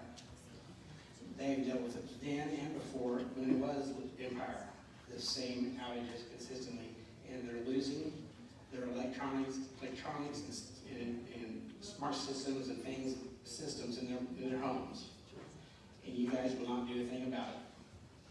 And it usually happens right after one of your short outages, and that's what happened with my freezer meat, and now my freezer began the last outage. I have to go check everything now, just to make sure that it's all okay. And if it was 30 minutes, it wouldn't be as big a deal as a 1 to 7 seconds your Alexis Rogers claims person. And she came back with kind of a smart thing to me that said it was only for 7 seconds through the guy Justin that checked it out. Well, 7 seconds is just enough to ruin my stuff and all these people in this room stuff. Losing electronics and appliances, things that cost a lot of money besides your electric bill. And then get back to the Asbury thing before I lose. We go past that, because I have a lot more than that. You put in 3 years later after you decided that you had to decommission the thing because of probably politics. Coal. Whether it's working that great or not, all it needed to be was decommissioned. It could still be revamped or used at a later point for a backup generation. And you put in windmills. I don't have a problem with windmills, but when you do it, especially as a private home, security, investor-owned thing, you're barely a penny stock. You're asking us for all the money to pay it back. You say it's $305 million in cost, and you're trying to recoup $95 million. I believe was the number. Without looking at my paperwork, whatever the number is, you're trying to recoup it, don't add up. And regardless, you put up windmills. Which is part of the green initiative deal that all started after the coal decommission. Well, they don't add up, as you know, and they cost millions and millions of dollars, and they're a hazmat danger to our state, in every state. They don't work, and we're paying for those, just like we're talking about property taxes earlier, we're paying for those to the federal government now to help you get money from the, I'm sure, from the federal government to subsidize putting those things in. So you're charging us for the Asbury coal plant, which you destroyed on purpose. It didn't have to be destroyed. And now we're paying for it for you. And you're a business of your own. When I have my business of my own, I can't do that. You should be paying your own bills. If you got too many sticks in the fire, in my opinion, you should focus on one thing and get it right. You're very wrong. You're hurting so many people that I talk to. They text and call me every time. And your customer service questions me that is it something wrong with your house? Is there something with the meter? No. I've got 10 other people that call me, 15, 20, texting me, calling me. Same time frame. The power's out there. I don't want to hear that it's a squirrel or a bird. You have a problem with your infrastructure, in my opinion. And it's unacceptable. It's incompetent. And I've spoken with Mr. Eastlake, both Mr. Mark here. That's the first time I ever got a return call from management or anyone I tried to speak with ever for over a year. EcoScene called me after that. And there's a lot more issues. I can ramble on and on. I can address more later if you want to let people speak. But you're a major problem for everyone, and you're hurting our citizens. Harming our citizens, whether they're old, young, or on limited income, they could be with a disability problem, they could be frozen, freezing to death, or die from overheating. Kansas City County Light offers a surge protection when you sign up for them. Why can't you? So, if you wouldn't mind, I'm not going to ask you to do it publicly, but could I get your cell phone number? Because what concerns me is from the ops perspective, those mini outages, I want to ensure that we're capturing those properly on the meter. And we'd love to have someone go out and at least either explain it to you or help try to get it fixed would be my solution. So I would love to follow up with you afterwards if you'd be kind enough to give me your number. Thank you. I would like to see these legislatures and these commissions and stuff made all these choices for us. We didn't get a voice in this. I mean, I called you out for stealing it abroad, basically, through your Diane Carter, your attorney. And they're working on that still. I just touched base with them again. I would like to see legislation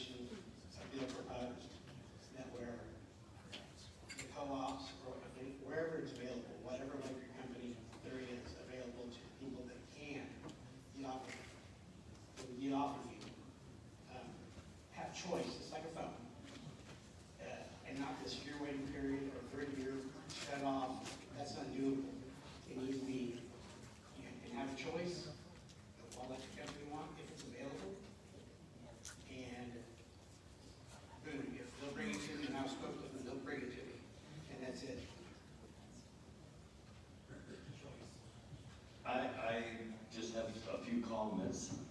I've lived in my house here in Joplin for over 30 years.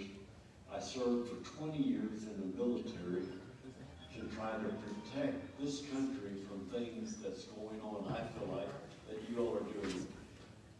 In Germany, if you go there, you cannot buy 1 inch of ground. You go to China, you cannot buy 1 inch ground. But yet we'll let a foreign country come in here and let us pay your property tax while you're making a profit off of me. I own 3 different businesses and I cannot charge property tax to any of my customers legally. That's wrong for you to be able to do that to me. My electric bill since April has tripled. I've got $1,500 electric bills, several $700 and $800 electric bills for just my wife and I in a little 1,800 square foot home. They come out, they check my meter. I've got 55 solar panels that's supposed to be running all my electric. I should not even have electric bill. Sun Solar was up this morning and said there's no way you could have electric bills. Phil's Electric has been to my property. They have checked my meters and said there is no way you should have that kind of electric bill.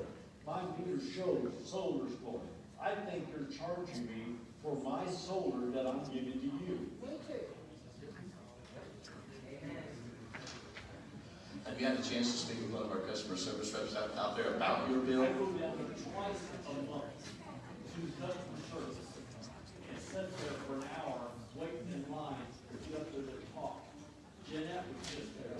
I think she got her told me all off her like that. I don't believe it. So you have talked to the okay, thank you, thank you.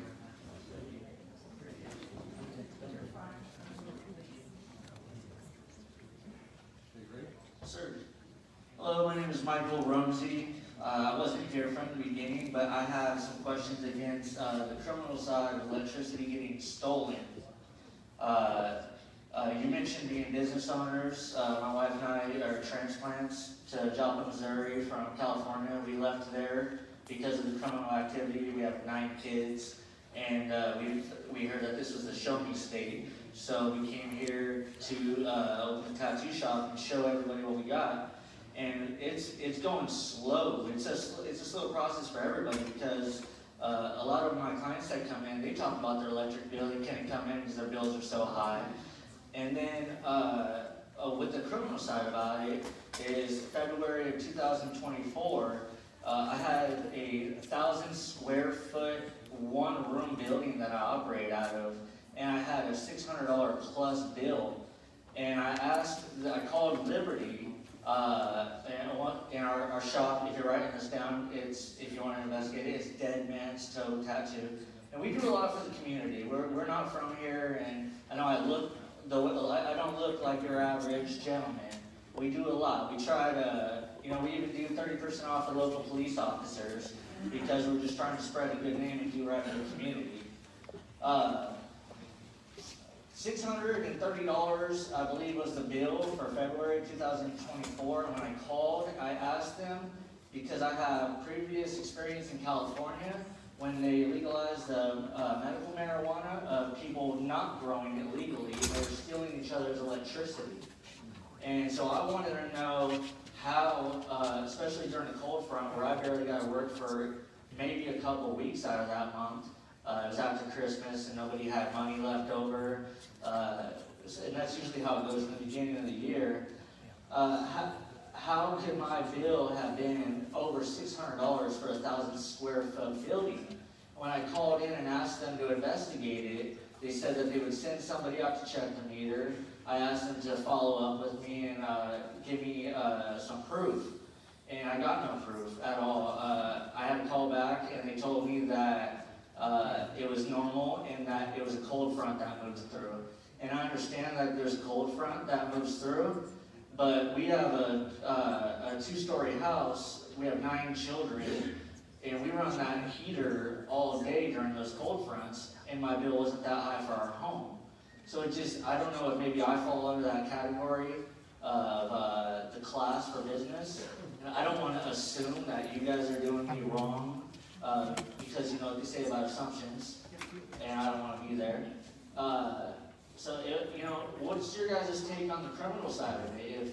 If people are now venturing into the business of the medical marijuana and they're doing it legally, that's okay. But what about the criminal side where people are stealing each other's electricity? I don't know if anybody is familiar with that, and it happens so often on the West Coast that I felt like it needed to be stated and asked upon.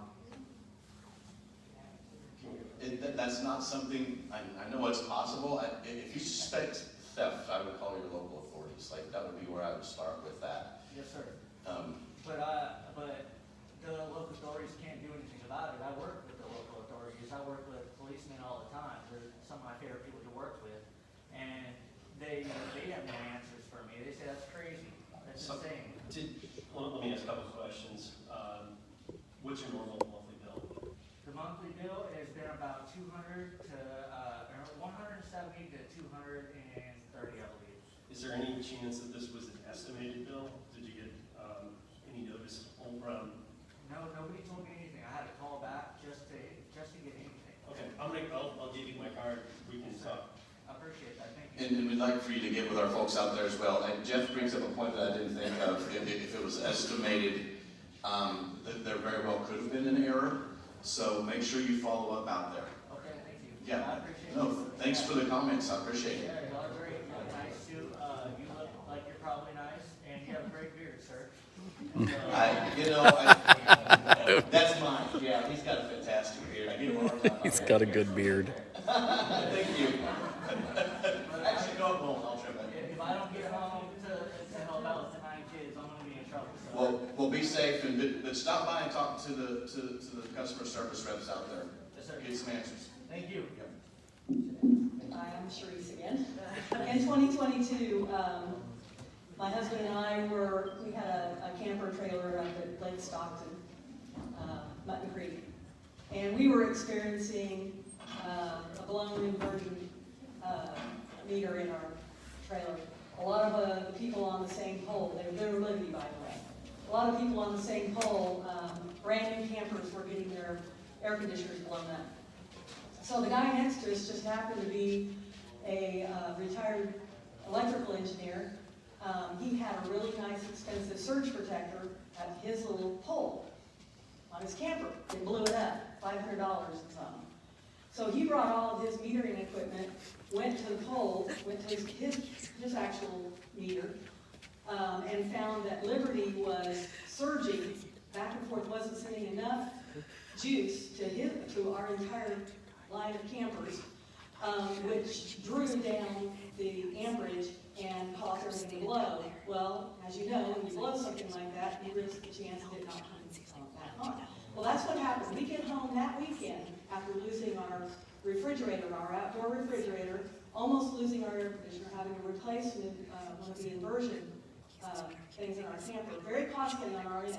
We come home that same weekend and find that our house had been blown up in Joplin. By the time AAA homeowners insurance got a hold of it and did their strike team and everything, it was $1,300 claim.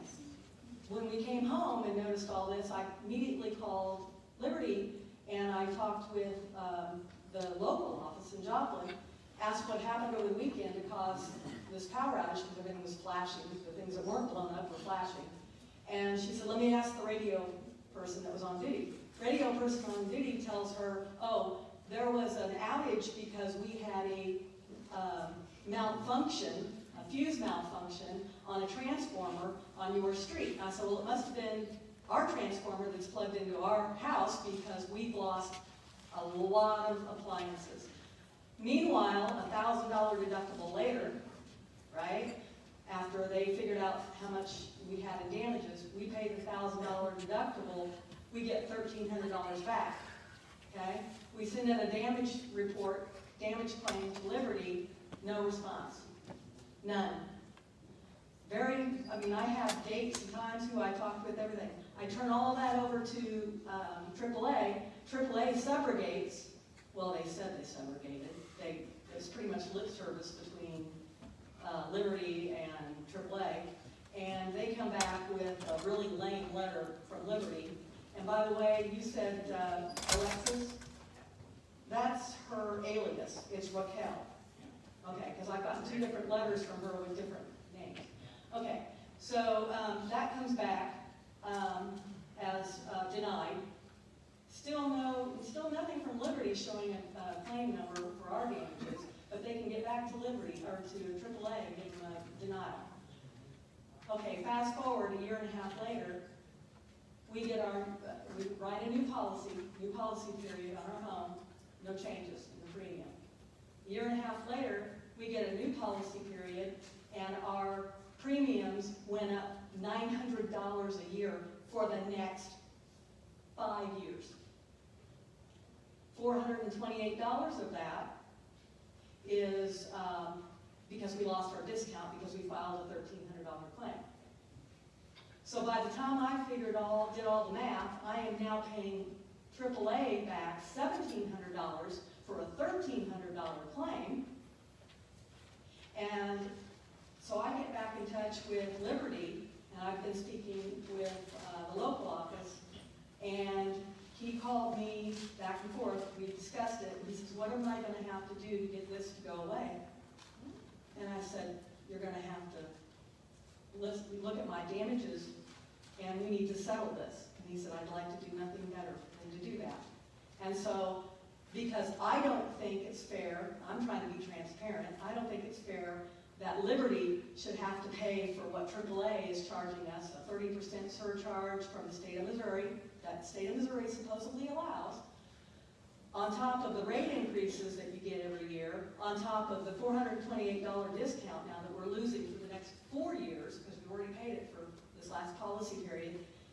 Anyway, I sent the letter this morning to Liberty Local. I'll settle for the $1,000 deductible reimbursement. First off, I want to get to the bottom of the Alexis Raquel alias deal. That's a new one to me. I was going to say, if one of the customer service managers can... She's contracted. I think she was a contracted employee. When you guys were doing your reliability project, Okay. This is what they told us they were doing to fix our problem. And replacing all the holes and transformers in our line and everything else. The problem with that was we were getting people at the office here locally telling us it wasn't their fault. It was something to do with our house. And we were perpetuating our risk because we didn't get an electrician to come in and look at our house. Well, we did. So can we get Sharice's phone number and have David Lane contact her on the claim and get to the bottom of that, please? Well, I sent the letter in this morning, hopefully. I just want to make sure that I don't want you to wait a week and nothing happens. All right, so we're gonna just take maybe 1 or 2 more questions. We want to give you guys an opportunity to go see the customer service, the people out there in the hall waiting to help you with your bills.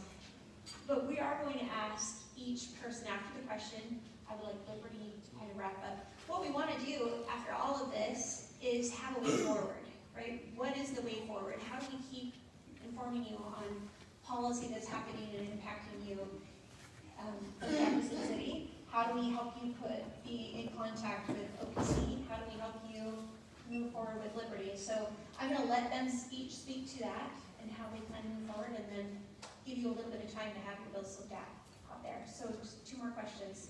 Okay, so I was here the last time that they wanted a rate increase, and I talked to some of those. So you were here for the PSC? Yes. Thank you. Yeah. And so I was also one of those people having problems with power surging going on. So they were going to check my bills and everything. Well, they did it for less than a month. It happened twice, and then I never heard anything back after that, except for from the commissioners that said they weren't going to follow through with it. It is still happening. I've lived in my house for 20 years. My daughter-in-law lives right next door. It happens to us all the time. It's once a week, once every 2 weeks, it's whenever I've called in. It's the squirrel, it's this, it's that. And now it's gotten to be a running joke that, oh, well, the wind blew outside. I mean, it's ridiculous. And I also want to know, how many people would it take for us to put in a petition to change electric companies for all of us? How many people would we have to get on a list to get that done?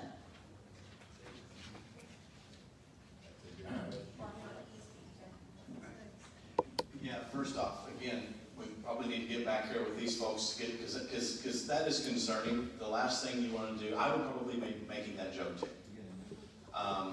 There are certain areas in our system that we need to bring forth those, but we've got to listen, we've got to take action. And because that's how we, in our operations, that's how we understand where we need to go for next year's capital budget to fix certain issues. We know we have some problematic lines, and maybe this is one, and I'd like to be able to tell you that maybe it's coming up on the schedule to get fixed. I don't know. But if you can get with them and make sure that, Sam McGar or someone from the distribution engineering gets back with them, that would be great. And you have an answer on how many people it takes? A lot. Give me a number, buddy, I'm ready to go. So, I mean, what I think what you're asking for is, the ability to look at different models, right? And what you're seeing on a macro level here is a lot of these same sort of conversations playing out in other states. The one that I'm aware of right now that happened last year in Maine, and was a voter initiative, where they effectively got frustrated with their investor-owned utility. It did not pass in Maine, but I think it was a wake-up call for collectively for all utilities here to value what they have, quite frankly. So I hear you, but that's the context. There are different models effectively out there. That's not to say that we can't make this work. So we've got a meeting about that on Tuesday. Where? Up at Greenhouse. We put that out there for about 3 weeks now, before this meeting was ever thought of. I've tried to get a couple people to commit from Liberty to coming, but nobody would commit, so. Right, and I'll caution this, this is obviously a very Liberty-centered conversation that we're having on. What I'm describing here is really a statewide initiative, and it's many different utilities and many different issues at play there. So I hear you, and it is not falling on deaf ears. Last question. Hi, I moved into my home last April. Brand new to this home. The home has been there for over 12 years. I did not receive a bill for 3 months. I called every month requesting a bill, was not sent a bill till 3 months later. The next 7 bills were estimated bills. And now I'm getting 2 bills a month. I don't have a consistent due date on when bills are due. Is this going to be rectified? And how are you getting away with estimating a brand new customer for 7 months straight? Well, first off, I think by statute, if you've had a bill estimated 3 consecutive months, you should have received a letter. Is that correct? So hopefully you received a letter. So we need to double check that and make sure on that. How something can be considered an estimate, that's actually an all-day discussion that Dr. Mark and I have already kind of hit on. So with automated reads and automated metering infrastructure, they take 15-minute interval data. So every hour, 96, if I'm doing my math correctly, there's 96 reads for every day, sorry. And then times 30 or 31 or 28, depending on the month. It's a lot of data. And so, what is an estimate? If you're missing one 15-minute interval out of thousands of intervals, but you know the usage, the interval before and the interval after it, you know what the usage was. Certain systems, like this one, would have said that was an estimated bill because it was missing one 15-minute interval data. We've been working on that, and hopefully by your February bill, we've put in some parameters. There's not a lot of guidance by law in terms of how we should interpret what is or isn't estimated. But I understand your pain there, because it's been frustrating to me as well, because there's bills that have gone out that say estimated that in my mind absolutely were not estimated. As long as you have a beginning read and an end read, and over 95% of your 15-minute interval data, you should be good. We have have loosened up the parameters, kind of what Charlotte has said on that, and hopefully we have fixed that issue. I have a real quick question about future, not past and what's happened, but the future. And what's really concerning me is all of the information that we're receiving about the additional green initiatives that are out there and the things that are coming down to regulations for both the power companies, the water companies, gas companies, and so forth, and it has to do with safety and security. If you let the Opera's plant, or whatever it's called up there, to be shut down, and then we see the energy for all of the windmills that are up, and all of the things that we're reading nowadays about causing the problems, the cost factors of the damage to them, the maintenance per se, per annual basis of what it takes to repair them and replace them is astronomical per unit.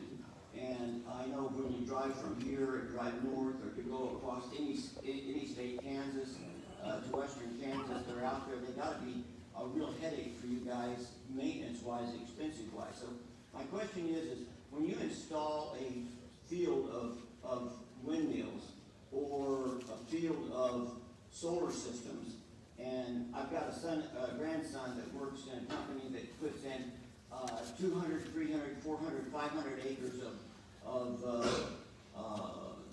these energy systems out there, and he's talking to me about the ones that are just down the road from him that automatically shut down. They've been in business for a year, 2 years, the expenses to it, and then they shut them down. And there's many acres out there that are being done like that. So your cost factor in the future, for the future, when you put in a windmill system, you're getting subsidized some from the federal government, right? Yes. I am not. Your company is not getting any money from the federal government to install windmills. So this is where it gets really complicated. We have a tax equity partner. And so what happens there is... Wait. Just the question is yes or no. Whether it's a tax question, is it yes or no? The District Electric Company does not receive benefit of So production tax credits. the investors get a fund for that? I'm sorry? The investors then get a fund, or the Canadian company? No, they don't. The tax equity partner, if you let me speak, I think I can help you here. Go ahead. I cannot monetize the production tax credits in and of myself. We don't have enough earnings to be able to qualify for all of these and actually use them. And so what you do is you go in with a tax equity partner like a Wells Fargo or someone that's really big that has a gigantic tax bill. And what they did was they said, you can't use them, but we can. We will pay you for the rights to take those production tax credits. And so what we did was actually one of the first in the United States to do it with an investor-owned utility. The upfront capital cost was cut in half. Wind farms for us never counted out, that's why we never did it. But instead of $1.2 billion for these wind farms, we got paid about $600 million from the tax equity partner. They cut the initial cost in half, and that's how it made it economic sense for us. With the zero cost fuel over its 1 year period, that's where it got to. We do not get Do you get any reimbursement for maintenance or upkeep based on federal money? No, we own and operate those just like the rest of our facilities, and we pay to operate them. That's your knowledge in the future. What is the next step in energy? Because we're looking at ground energy for solar systems. We're looking at nuclear is in a lot of areas. The nuclear is starting to be conversation, whether it be a miniature plant or a large plant, and whether it be a subsidy within corporations of different districts. But what I'm asking is, in us, for right now, we're seeing these increases. And I feel like everybody else in here, the increases in the amount of money we're having to put out with the population getting to a retirement age pretty much in their normal houses, that's expensive to be. But are we going to be looking for eventually $100, $200, $300 a month increases for, research and development? Or for plants that are going to be projected? And sort of where I think the utility industry is headed in terms of generation. And I think that might be the segue to end this. I think the run on wind is about over. And just being honest, this is my opinion, this is Tim's opinion, I'm not speaking for someone. The run on wind is over. Right now, solar is going to make a bit of a push, only because you can get it online quicker. When we talk about we need, there's a need for capacity, you can get solar online quicker right now than you can in natural gas plants. For me, I'd rather cut some red tape across the state of Missouri and be able to get those natural gas plants in quicker. It will take us 5 to 7 years to build a natural gas plant with over 20 permits. And so that's where I think it is in the interim. What we're trying to do with anything that we build and do from a natural gas perspective is to ensure that it has hydrogen capability. Meaning when the technology arrives such that we can burn hydrogen fuel in it for zero carbon, that we're ready for that. And so that's kind of where I see the future. I do agree the small modular nuclear is something I'm extremely interested in, but there's a lot that goes into nuclear. That's why there hasn't been a nuclear plant built in decades. I've got all thoughts on that, but I'll say it. What's the future? So moving forward, Okay. in your role, what's the future? All right. First of all, thank you. Thank you for coming out. Thank you for voicing your opinion. If you didn't get a chance, you still have an avenue to do that. I'm sorry. I'm sorry that we're here, that we have to deal with this like where it's at.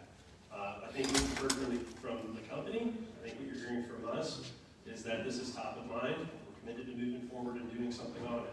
I can assure you that that will be the case on my end. So moving forward, here's your opportunities and the situation that's going to be playing out. What I heard was reliability is an issue, and particularly frequency. So anytime you leave the house and start seeing this flicker of lights a little bit when you flip it on, it's usually a good canary in the coal mine that something's not quite right in terms of voltage. Customer service, billing, concerns over generation, and one thing that wasn't articulated, but I'm going to do it for you right now, is quite frankly, we need to update our rules here at the PSC. So one of the problems, and the company I think will agree with me on this. Right. We need to update the rules. And the flat out, we are operating under the 1980s billing practice rules, effectively. Most of the rules are designed around small water utilities that don't have meters or reliability. Back in the 1980s, the AMI changes everything. So these are the concerns. I can tell you that there's a rate case that's been filed. There's an investigatory docket that's going to go on. There's no timeline that's associated with that. The rate case, we are still in the process of determining what that procedural schedule will be. But effectively, like Mr. Wilson said, at the earliest, you're not going to see your rates increase from that rate case until 2026. And things have been pushed back effectively for a variety of reasons. But all of these things will effectively, the way this works is we file pre-file testimony. So I go through about 4 or 5 months where I send out question after questions to company, right?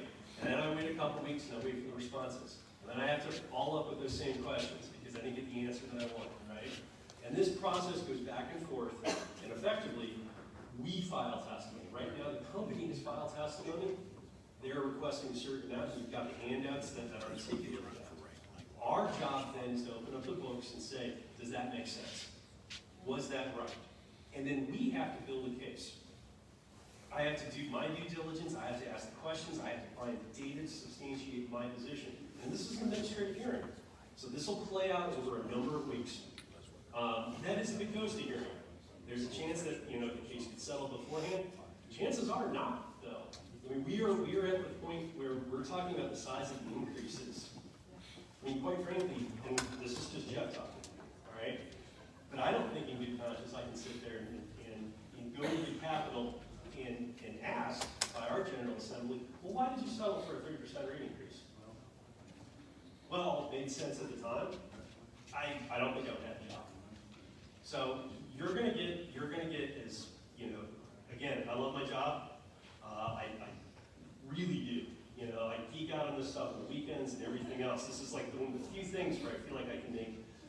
material difference on people's lives, and it does matter, all right? You're evidence of that being up here today. So, in the near future, what's going to happen? I've painted you sort of a rosy picture, but the reality of the situation is your bills are going to increase. Even if I do the best job ever, your bills are going to increase. The cost of living has increased. The reality of the situation where we are facing in terms of supply and demand, because of poor policy decisions that predate all of the things that we are dealing with. In a best case scenario, in a command and control method where the federal government comes down and starts pivoting in a completely different direction, that will still take a couple years to implement. Okay? That is the problem, and quite frankly, is that trying to right the ship, you can't pivot on a dime. Now, I think what will happen now, and quite frankly, is I think your elected officials, your appointed officials, anybody that's effectively involved in this is going to be much more acutely aware. And where in the past I might not have won an issue, I like my odds moving forward. Okay? And yeah, I clap, but like, I mean, it's sort of a, it's a raw deal at the end of the day. We are all going to have to make investments, including the company. I think that's what we heard from the audience today. So again, I appreciate it. This is my perspective on it. You have the handouts. On the back of the handouts are how you can get involved with the commission. If you don't feel like that's being heard, go to your elected officials, because we do listen to them. Go to the press. Okay. Thank you very much. That's what's the mic.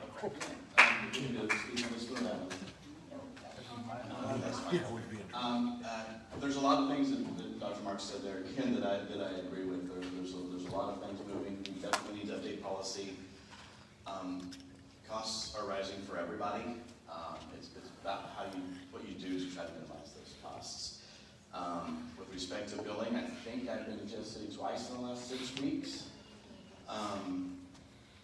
I will continue, and I wasn't the only one there, there were several there. We will continue to give updates. We will proactively do it.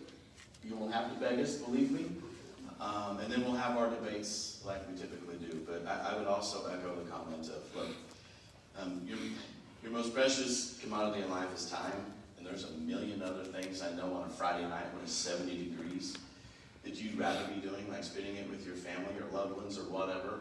But the fact that you spent, or it's warm, it's nice out. So the fact that you could have been doing a lot of other things that are a lot more fun than this, but you chose to spend what time you do have tonight with us and share your concerns. I just want you to tell you that it's not lost on me nor the folks that are here. So again, even though I took the brunt of a lot of stuff, that's my role, that's my job, that's what I want to hear, that's why I came. So thank you for spending your time with us tonight. Thank you. All right, so we do have to give them a round of applause. I reassured them multiple times that this would go away and that give you an opportunity to speak your mind. Secondly, you can see the passion that Jeff has. So the fact that you have these guys in the same room, when these guys are advocating on one hand for their utility, and then you have these guys that are consumer protection, they are usually on opposite ends of the spectrum with this tug of war. So I just want to give them kudos. And mostly the idea was to try to help you guys understand what the push-pull is, the reality of where we're at. I'm not going to sugarcoat the situation that we're in. It's not a pretty picture. But I want you to know, for me moving forward, I had filed a bill this year that Utah passed it in the first year where coal-fired plants went through the PSC. If they're decommissioning a coal-fired plant, that needs to be approved through the PSC. That, to me, is just reasonable policy. If they can raise your rates to the PSC, then they should be able to not be able to decommission a coal-fired plant without the PSC approval, too. There was, I'll just touch on this briefly, there was a piece of legislation, a utility bill that went through. It's going to help, and I'm not going to get the semantics of it, but my big concern, and I had these guys in multiple times trying to say, what is in here for my people? Because I cannot go home and have this continued conversation. I understand the plight of the utility, but at the same time, we need more consumer protections in there. And I will say that I think that we did get some more of those carved into that legislation. So when Jeff was sitting at me, or we were all sitting at the table, in a meeting, and I looked at him and said, where are we at with this? And you had the utility, you had Ameren, you had Evergy, and then you had the PSC in the middle, all agreeing that we were in a good place. I still voted no, just simply because I know it's gonna raise rates, and that's difficult for me. That's difficult news for me to bring home to my people. They had enough votes to get it passed. But I said, I can't go home knowing that this is gonna raise rates. Here's the other thing, when they were sitting and talking to me about the plight that we're in, they said, well, we've got some programs in place, and it wasn't Liberty, so just so you know. It's gas, it's water, it's all of it. This utility bill is all three. And so when they would come into my office asking me, you know, we need to vote on this, I said, what about the seniors? What happens when your water or your gas is shut off? And then what, can the state come in and take your kids? You know, we've got some real hard discussions that we need to have. But they said, well, we have some programs in place that will help people be able to pay their bill. And I said, and who pays for that?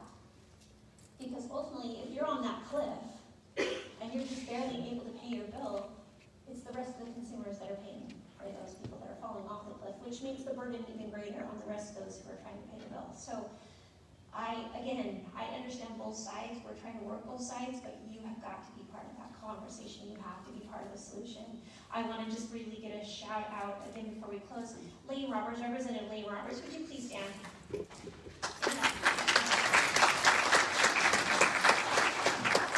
He's been here the whole entire time. We did have one of the commissioners from Newton County also was here, and Jasper County. He may have slipped out. But I do appreciate those other elected officials being here, being willing to have these hard conversations with you. And then also MSSU, Kurt Carr, thank you for managing the mic for everybody. I hope that you feel like your voice was at least heard. We'll continue to have these conversations as we move forward. The goal is always to be more transparent and bring government back to you. So thank you so much for your time. Make sure that you get the help that you need before you leave tonight. Get Jeff's information. He will come back if we need to. Thank you, Liberty, for showing up and being able to address some of these concerns. I really appreciate it. Thank you, Joelle, all of you. Thank you for your team. Have a good night. If you tap your screen, click the bit link. We'll archive this video and we'll put it in our article, but there's some handouts that they had and we put them in that article too. All right, thanks. KOAM News Now, Joplin News First. I'm Shannon Beck.